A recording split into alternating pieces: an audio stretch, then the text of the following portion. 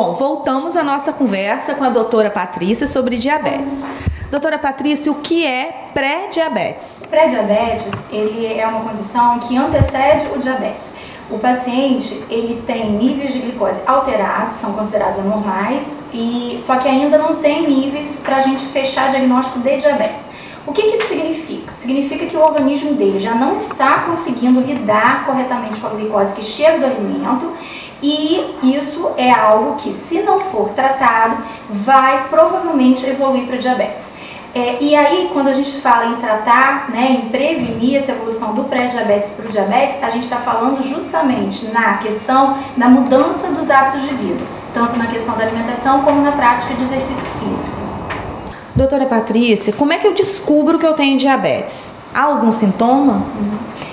No diabetes tipo 1, vai ter sintomas sim. O paciente, em geral, ele vai estar tendo emagrecimento, um excesso de sede muito intenso, urinando muito, e muitas vezes esse paciente acaba evoluindo para um quadro mais grave de cetoacidose diabética. Agora, no diabetes tipo 2, que na verdade é o mais frequente, e aí que está o grande problema, muitas vezes o quadro é silencioso, né? Então, para o paciente passar o que tem diabetes tipo 2, começar a apresentar esses sintomas que eu citei, né, do excesso de sede, da urina abundante, turvamento visual, ele na verdade ele já está com a glicemia elevada durante muito tempo que eu digo anos. Tá? É mesmo? Exatamente. E mesmo quando esse paciente descobre de uma forma sem querer, digamos, ele vai fazer um exame de rotina e a glicose está elevada, ou ele vai ao oftalmologista e o oftalmologista percebe algumas alterações no exame de fundo de olho dele que são características do diabetes e o orienta a procurar um endocrinologista. Então, mesmo quando essa descoberta é de uma forma indireta, digamos, em geral, esse paciente ele já vinha com a glicemia elevada, com a glicose elevada no sangue, em torno de uns 5 anos. Nossa! Essa é a média. E aí você imagina, durante todo esse período, né, de forma silenciosa, o organismo sofrendo todas as consequências dessa glicose alta. Tá? E a pessoa sem perceber. Sem perceber. E aí como que se descobre então, né? Vale, né, mesmo que, como eu falei, isso seja algo que vai aparecer mais tardiamente, mas vale ficar atento a esses sintomas que eu citei. Mas o que a gente recomenda é que se a pessoa tem fatores de risco, que seja hipertensão arterial, idade acima de 40 anos, história familiar de parente de primeiro grau com diabetes, a obesidade, o sedentarismo, esses pacientes, eles devem estar fazendo a medição da glicemia de jejum, que é feita no sangue, de forma periódica, de acordo com a orientação do médico. E fazer um exame de sangue é uma coisa tão simples, tão tranquila, que a gente faz mesmo. Eu acho que deve se fazer sempre também. E assim, a Sociedade Brasileira de Diabetes, ela vem fazendo cada vez mais campanhas, e mesmo a níveis mais locais, de tempos em tempos, são feitas medidas de glicemia, que aí no caso é a glicemia capilar, que ela é feita na pontinha do dedo, para poder detectar. A gente não pode utilizar esse tipo de exame para dar diagnóstico de diabetes, mas muitas vezes na hora que está com uma campanha, o paciente chega ali, está em jejum, mede, a glicemia capilar está elevada, ele vai procurar um médico, né? Então é uma forma também, porque o diabetes, ele é hoje considerado uma doença epidêmica, tá? A estimativa é que em 2030 existam 300 milhões de diabéticos no mundo, tá? Em 2012 eram 20 milhões de diabéticos. E nessa questão aí do pré-diabetes, que é uma condição em que a gente tem como estar interferindo para evitar que evolua para o diabetes, a gente sabe que para cada um diabético a gente tem 3 pré-diabéticos, né? Então você imagina, para 12 milhões, né, seriam 36 milhões de pré-diabéticos em 2012. Verdade. E é esse grupo que a gente também tem que estar bem em cima em relação a campanhas, em relação à orientação, porque se esse paciente ele tem uma alteração que ainda não classifica como diabético, mas ele passa a adotar esses hábitos de vida saudáveis, ele pode estar evitando de evoluir para o diabetes. Não é uma condenação. Eu tenho pais diabéticos, então eu fatalmente vou ser diabético. Não, dá pra gente intervir antes. Como você falou no começo, é um problema, é uma doença que não tem cura ainda, mas existem os tratamentos básicos. Então, assim, antigamente tinha muito essa coisa assim, de que não tinham certos alimentos que eles eram terminantemente proibidos. Hoje isso não é muito mais assim.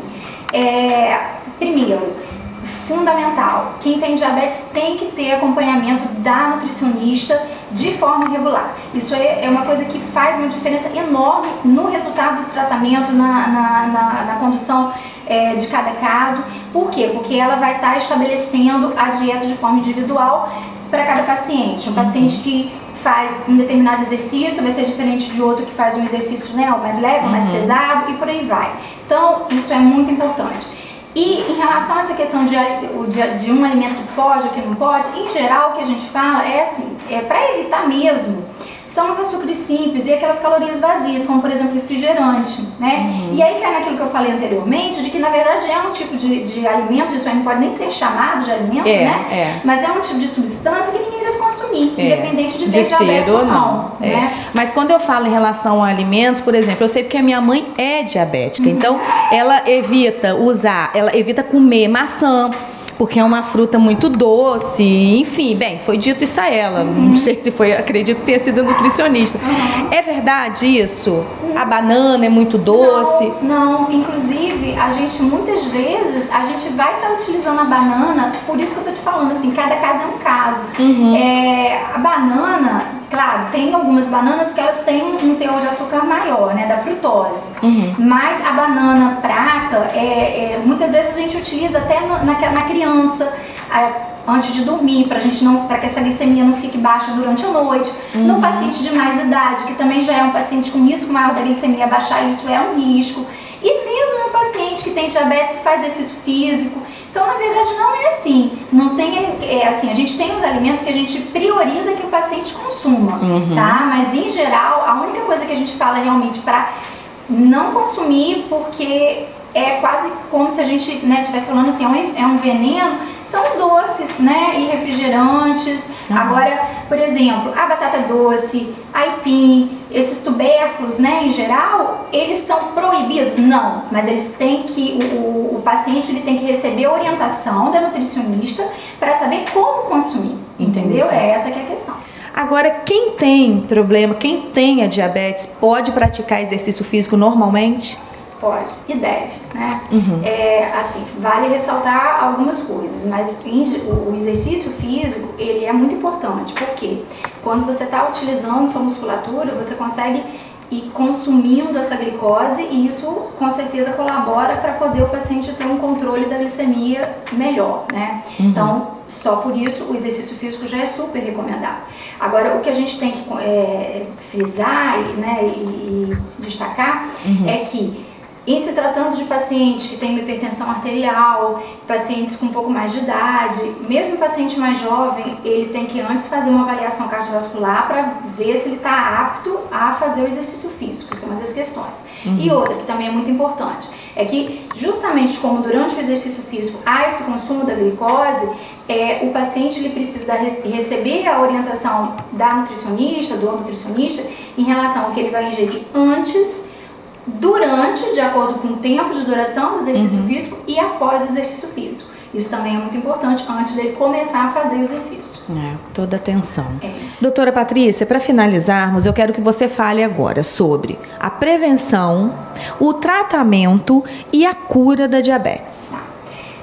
Em relação à prevenção, a gente tem que estar frisando, ressaltando que o paciente que ele tem fatores de risco para desenvolver diabetes, seja por questão hereditária, seja por aqueles fatores de risco que eu coloquei, de obesidade, sedentarismo e uma alimentação desregrada, esse paciente ele tem em mãos a possibilidade de estar prevenindo desde que ele procure modificar essas questões. O fator hereditário não pode ser modificado, mas essas outras questões podem, né? O paciente ele pode passar a se alimentar melhor, ele pode fazer exercícios físicos, ele pode ter a perda de peso para que ele consiga sair do quadro de sobrepeso e obesidade e manter isso de forma sistemática. Em relação ao tratamento, A primeira coisa, se o paciente recebeu esse diagnóstico de diabetes, é procurar o especialista, que é o endocrinologista, porque a partir daí a gente vai realmente fechar o diagnóstico ou mesmo, né, não fechar, definir que de repente não é um diabetes, mas um pré-diabetes. E a partir desse diagnóstico fechado, a gente vai estar conduzindo o paciente em termos de medicamento e também encaminhando para os colegas, para os outros profissionais que vão ter que acompanhar esse paciente, nutricionista, o profissional da educação física, porque realmente é um tratamento que tem que ser multidisciplinar. Em relação à cura, hoje já se avançou muito mais em relação a isso. Se a gente for falar do diabetes tipo 1, os estudos mais recentes são relacionados a transplantes de célula-tronco para os pacientes que estão recém-diagnosticados, nos casos do diabetes tipo 1, e para o diabetes tipo 2. A cirurgia, a gente não pode nem chamar de cirurgia bariátrica, mas a cirurgia nos moldes da bariátrica, digamos assim, em que você consegue ter uma melhora, né, o paciente ele vai, as complicações, as consequências do diabetes no organismo, elas se mantêm, mas muitos desses pacientes eles deixam de precisar usar medicamentos e então a gente considera como cura. Inclusive isso está sendo estudado até para ser feito mesmo naqueles pacientes que não têm o sobrepeso, porque a cirurgia bariátrica mesmo, ela é indicada para os casos de pacientes com obesidade grave, né, ou naqueles que têm uma obesidade não tão grave, mas que têm outros fatores de risco associados. Excelente. Doutora, muito obrigada pela participação, pelos esclarecimentos e até uma próxima, viu? Até.